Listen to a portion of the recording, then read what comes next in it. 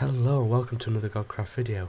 This video series has been designed and created by me, Kieran, as a way to enhance people's knowledge of what's going on in the Godcraft community. So without much ado, we'll get down to this week's headlines.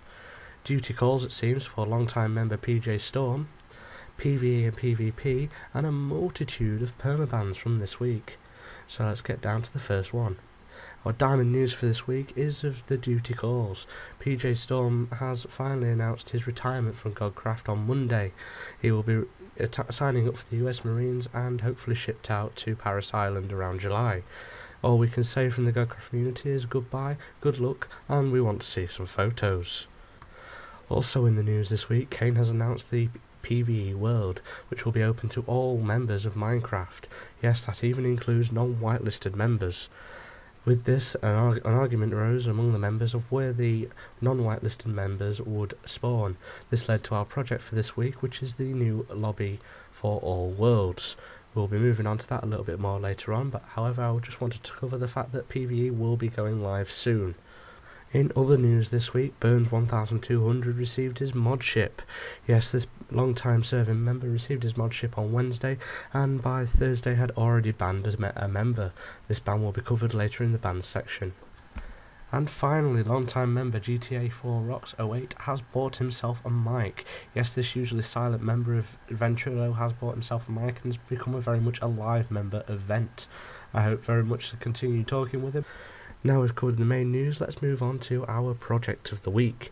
Yes, there was only one project that I could even possibly cover this week, and that was the new lobby world. Let's move over to that right now. Hello and welcome to our project of the week. Yes, this project has got to be one of the biggest projects ever undertaken by Godcraft, and as such had to be covered by me. So without much further ado, let's give you a quick tour. As you can see, the main spawn building built by S-Reconcile and adapted by everyone else has really taken precedent over everything else. At the top of the first major mountain, which was built by hand by GTA and Jacob, you can see that there is still a lot of design progress going on. However, I really look forward into seeing this in full use. I will, however, give you a quick view into what will become of the portals to the different worlds. So, if we go down here, we shall see. And this is it. This has got to be one of the first views you will ever see of the new world portals. There will be 8, yes 8, even though there are only 6 worlds, portals to all the different worlds, which include Build 1, Build 2, PvP, PvE, Nether, Trade, and 2 empty portals, which are being called event portals. What people mean by these event portals, we're not quite sure, however I do look forward to seeing what can become of them. As of now, as far as I know of this moment, there are only 3 worlds that will be available to all non-whitelisted members of the Godcraft community, which are PvE, PvP and Trade. Yes, Trade will be open to non-whitelisted members, however they will not be able to do any block damage, and they will only be able to use the Trust shop systems. This should help in boosting the economy for Godcraft, however only time will tell on this assumption. And this leads us on to our bans for this week. Yes, there have been at least 4 permabans this week, all for different reasons. The main and most controversial one at this moment in time is the Hibs 6 permaban by Kane, which is in response to the Atlantis claim thread.